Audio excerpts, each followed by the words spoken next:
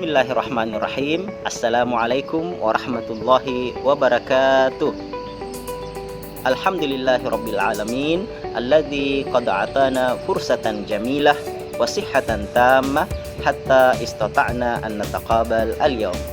Salam wa tasliman daimain ala nabiyina Muhammadin sallallahu alaihi wasallam alladzi qad hamalana minaz zulumati ilan nur.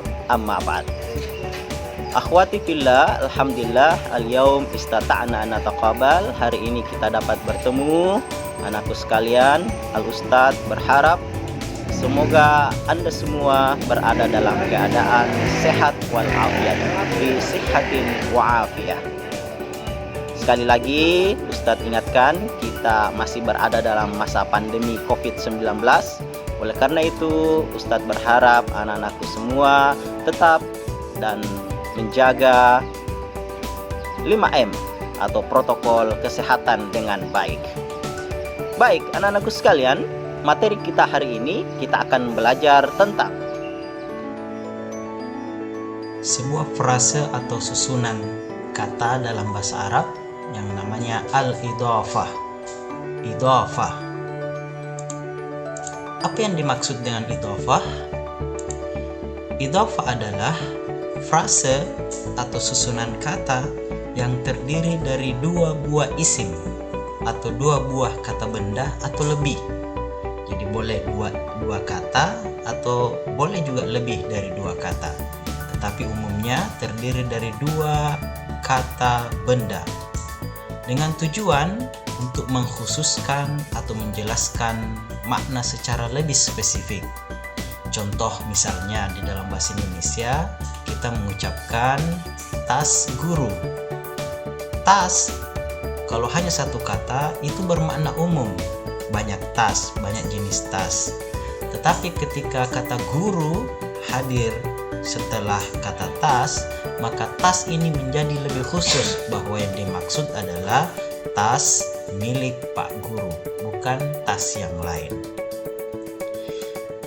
Baik, karena terdiri dari dua isim atau dua kata benda, maka kata yang pertama yang ingin dijelaskan di dalam bahasa Arab itu disebut dengan mudhaf, dengan istilah mudhaf. Sedangkan yang kedua, kata benda yang kedua dalam frase tersebut yang fungsinya untuk menjelaskan disebut mudhaf ilaih. Jadi susunan idhafah ini terdiri dari dua kata. Kata yang pertama disebut dengan mudhaf, kata yang kedua disebut dengan mudhaf ilaih. Selanjutnya kita lihat contoh idhafah. Di dalam bahasa Indonesia misalnya ada frase pintu kayu. Terdiri dari dua kata. Maka bahasa Arabnya adalah babul khashabi. Pintu, bab, kayu, al-khashab. Sehingga digabungkan babul khashabi. Berikutnya pulpen guru. Apa bahasa Arabnya? Bahasa Arabnya adalah qalamul ustazi. Qalam, pulpen, al-ustad, guru. Contoh berikutnya buku siswa. Terdiri dari dua kata, ada kata buku dan ada kata siswa. Bahasa Arabnya adalah kitabut thalibi. Kitab, buku, at-thalibi, siswa. Dari tiga susunan idhafah ini, yang pertama adalah pintu kayu, kita bisa mengambil makna bahwa pintu itu berasal atau terbuat dari kayu. Yang kedua, pulpen guru adalah miliknya Pak Guru. Kemudian buku siswa bisa mengandung makna bahwa buku itu milik siswa atau buku untuk siswa. Jadi susunan idhafah itu terdiri dari dua kata atau lebih. Misalnya contoh yang pertama tadi babul khashabi. Mudhafnya adalah bab, kata bab, pintu. Kemudian mudhaf ilahinya adalah al-khashabi. sehingga digabungkan menjadi babul khashabi. Contoh berikutnya, qalamul ustazi. Mudhafnya yang mana? Mudhafnya adalah kata qalamun. Kemudian mudhaf ilaihnya adalah al-ustazi, sehingga dibaca menjadi qalamul ustazi. Berikutnya, kitabut talibi. Mudhafnya adalah kitab, mudhaf ilaihnya adalah at-talibi. Jadi, kembali Ustadz ulangi, idhofah terdiri dari dua kata. Kata yang pertama disebut mudhaf, seperti bab, qalam, kitab. Kemudian mudhaf ilaihnya adalah al-khashab, al-ustadz, at-talibi sebagai kata yang menjelaskan mudhaf yang berada sebelumnya. Apa makna dari susunan idhofah ini? Ada beberapa makna dari sebuah susunan idhofah. Yang pertama, makna yang bisa kita ambil dari susunan idhofah tersebut adalah memberikan makna kepemilikan, bahwa benda yang pertama, kata benda yang pertama disebutkan adalah milik dari kata benda yang sesudahnya. Contoh misalnya, haqibatul mudarrisi. Haqibah tas, al-mudarris guru. Kata haqibah ini masih bermakna umum, tetapi dijelaskan, dispesifikkan oleh kata al-mudarris guru, sehingga mengandung makna tasnya Pak Guru, tas milik Pak Guru, bukan milik orang lain. Contoh yang lain misalnya Kitabu Ahmad, buku Ahmad. Dari frase ini kita bisa dapat mengambil makna, menangkap makna bahwa kitab ini miliknya Ahmad, bukan milik si Ali atau yang lain. Jadi itu makna yang pertama yang bisa kita ambil dari susunan idhofah. Yang kedua, dia bisa bermakna terbuat dari atau asal. Contoh misalnya babul khashabi, bab pintu, al-khashab kayu. Dari sini kita bisa mengambil makna bahwa pintu ini terbuat dari kayu, bukan dari yang lain.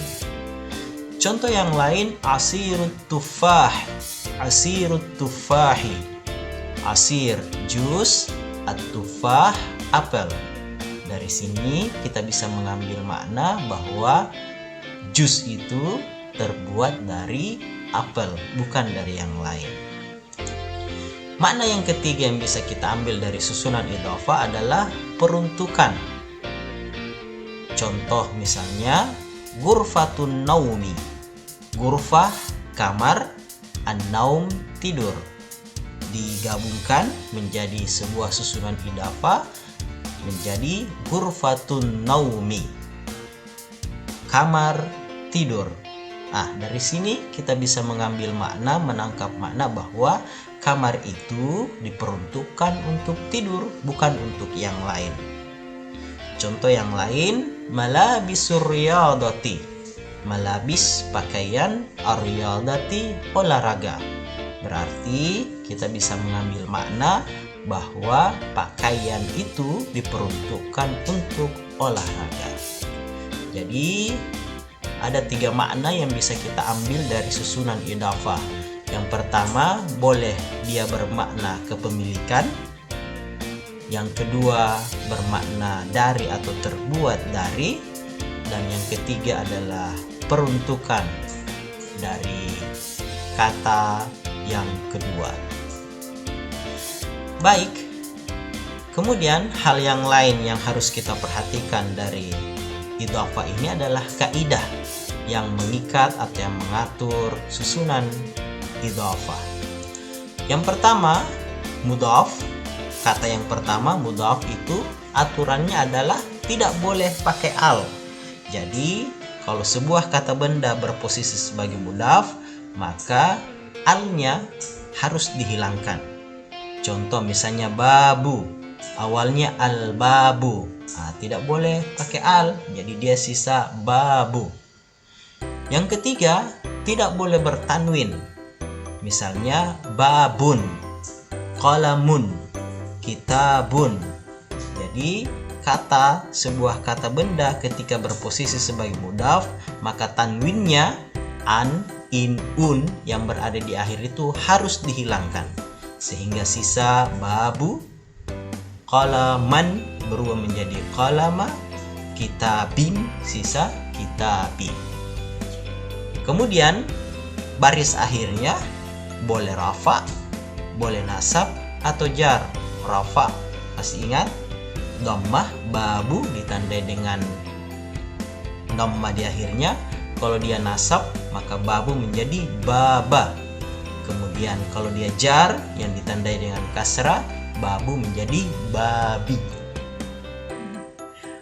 Qalamu, rafa. Kalau nasab, qalama.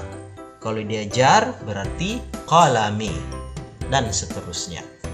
Itu aturan yang mengikat sebuah mudhaf. Jadi tidak boleh pakai al.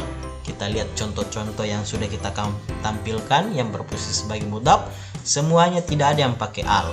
Haqibatu, kitab, babu, asir, ghurfah, malabis, semuanya tidak ada yang pakai al. Juga tidak ada yang bertanwin di akhirnya. Baik. Yang kedua, mudhaf ilaih. Kata yang kedua mudhaf ilaih. Yang pertama aturannya, dia boleh pakai al, boleh tidak. Boleh al-khashabi pakai al, boleh juga alif lamnya dihilangkan, sisa khashabin. Jadi boleh dibaca babul khashabi, boleh juga dibaca babu khashabin. Haqibatul mudarrisi, boleh dibaca haqibatul mudarrisi, boleh juga haqibatu mudarrisin. Jadi mudhaf ilaih boleh pakai al, boleh tidak pakai al. Cuma yang kedua ini yang harus perhatikan, harus, tidak boleh tidak. Mudhaf ilaih itu harus majrur. Apa itu majrur? Adalah sebuah kata yang ditandai dengan berbaris akhir kasrah sebagai salah satu tanda jar. Maka di sini dia semua terbaca al-khashabi. Bi bukan bu, bukan ba, tetapi al-khashabi.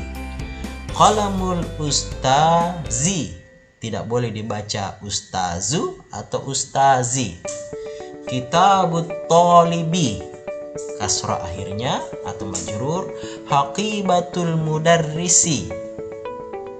Kemudian asirut tufahi, ghurfatun naumi. Itulah aturan yang harus dibuat atau dipatuhi dalam membuat susunan idhofah, mudhaf ilaih. Baik, saya kira itu penjelasan tentang idhofah secara sederhana. Semoga anak-anakku semua dapat memahaminya dengan baik dan menangkap makna dari yang telah dijelaskan. Anakku sekalian, itulah materi kita hari ini. Semoga bermanfaat dan Anda bisa menyerapnya dengan baik. Syukran ala husni ihtimamikum. Wassalamualaikum warahmatullahi wabarakatuh.